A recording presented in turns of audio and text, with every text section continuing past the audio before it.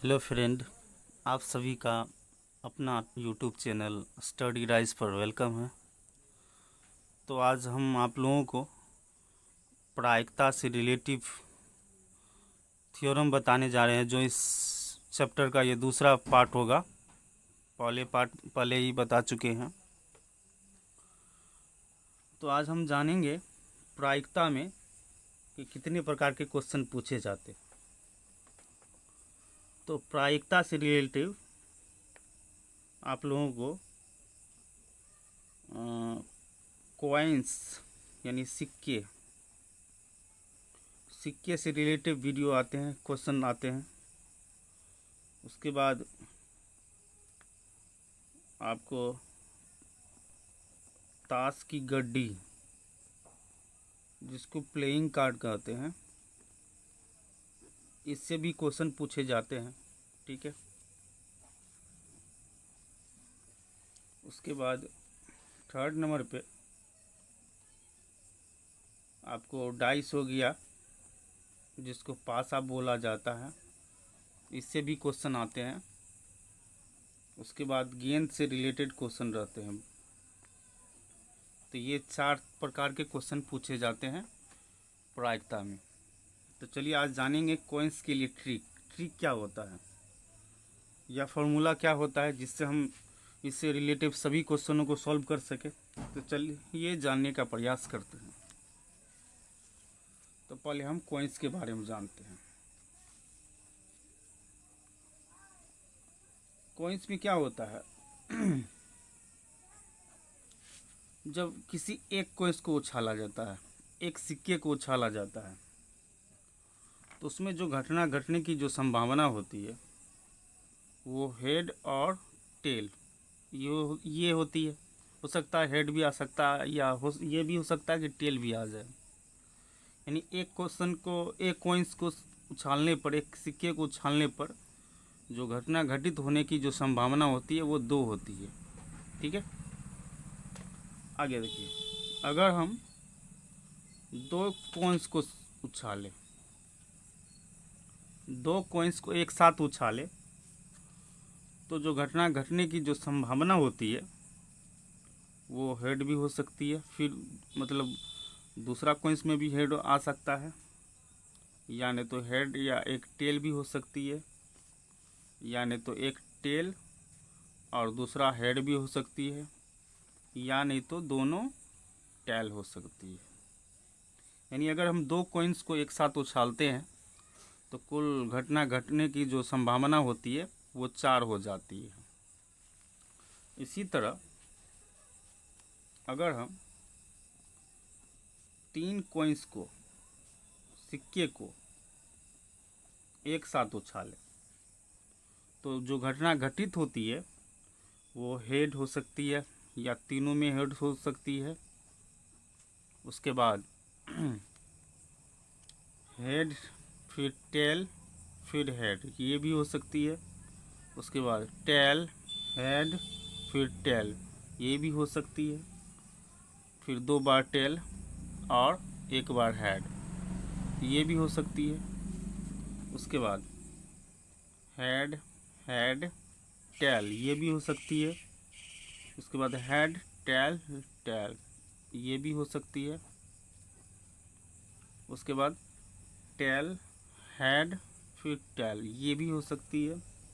उसके बाद या नहीं तो तीनों सिक्के को अगर एक साथ उछालेंगे तो तीनों बार ये भी हो सकता है कि टेल आ जाए, ये घटना होती है होने की। तो यहाँ देख रहे हैं 3 सिक्के को अगर हम एक साथ उछाल रहे हैं तो जो घटना घटने की जो संभावना होती है वो 1 2 3 4 5 6 7 8, यानी कुल घटना घटने की संभावना 8 हो जाती है। तो फ्रेंड इसके लिए एक ट्रिक होता है। ठीक है। तो चलिए हम ट्रिक क्या होता है उसको जानने का प्रयास करते हैं। तो इसके लिए एक ट्रिक होता है 2 पे पावर n। n का मतलब क्या, जहाँ n का मतलब होता है सिक्कों की संख्या, सिक्के की संख्या। अगर हम किसी सिक्का को एक बार उछालते हैं तो यानी 2 पे पावर 1 हुआ, तो घटना घटने की संभावना 2 हो जाती है। अगर किसी सिक्का को हम 2 बार उछालते तो 2 पे पावर 2 यानी 2 पे पावर 2 यानी 4, तो उसमें घटना घटने की संभावना 4 हो जाती है। अगर किसी सिक्का को हम 3 बार उछालते हैं तो उसमें घटना घटने की जो संभावना होती है वो आपको 8 हो जाती थी। ये ट्रिक होता है। अगर यदि हम किसी सिक्का को 4 बार उछालते हैं तो उसमें घटना घटने की संभावना 16 हो जाती थी। ये ट्रिक होता है जिसको ध्यान में रखना पड़ेगा। ये तो था कॉइन्स के लिए ट्रिक। अब आप लोगों को हम ताश की गड्डी के बारे में बताने जा रहे हैं। ये दूसरी नंबर जो ताश की गड्डी है, प्लेइंग कार्ड्स, इसका ट्रिक बताने जा रहे हैं।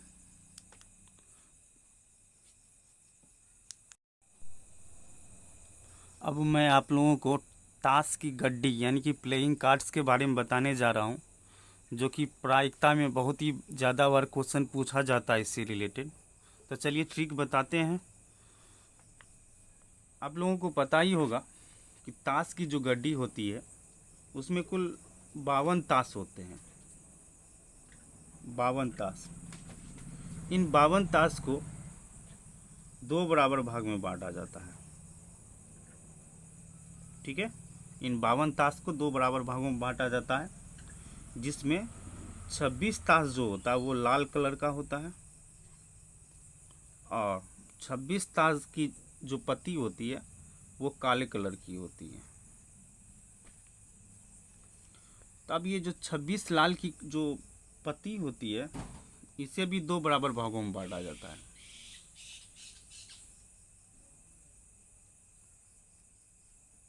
एक होता है पान, जिसको हार्ट कहा जाता है इंग्लिश में,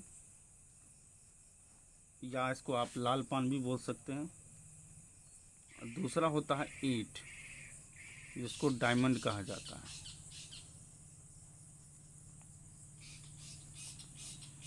अब 26 लाल में आपको कुल 13 पान का पत्ता होता है और 13 जो है डायमंड का पत्ता होता है।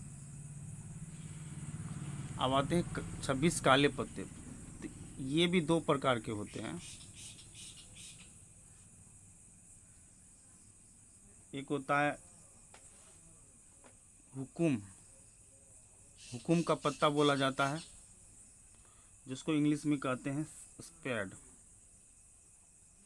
इसकी संख्या भी 13 होती है। और दूसरा होता है आपको चीरी का पत्ता, इसको क्लब्स कहा जाता है इंग्लिश में। इसकी संख्या भी आपको 13 होती है। आप ध्यान दीजिएगा। अब आप लोगों को पत्तों का नाम बताने जा रहे हैं, जिसमें बादशाह होता है, उसके बाद बेगम हो गया, उसके बाद गुलाम हो गया, उसके बाद इक्का हो गया, उसके बाद 2 3 4 5 6 7 8 9, उसके बाद 10। तो यहाँ तक पत्ता रहता है। ये सब पत्ते का नाम होगी आपको। ठीक है। अब इसमें सबसे जो इम्पोर्टेंट है वो है फेस कार्ड। जो फेस कार्ड होता है, चेहरा वाला पत्ता, वो आपको, ये बादशाह हो गया, उसके बाद बेगम हो गया और ये गुलाम हो गया। ये तीनों होता है फेस कार्ड। बादशाह, इसको किंग बोला जाता है। उसके बाद बेगम, इसको क्यून बोला जाता है। उसके बाद गुलाम, इसको आपको जे बोला जाता है। इनकी जो संख्या होती है फेस कार्ड की, बादशाह की संख्या 4, बेगम की संख्या भी 4 और इसकी संख्या 4। तो टोटल आपको फेस कार्ड की संख्या 4 दूना 8 4 तिया 12। तो टोटल ताश की गड्डी में फेस कार्ड वाले की संख्या होती है 12। अब जानते हैं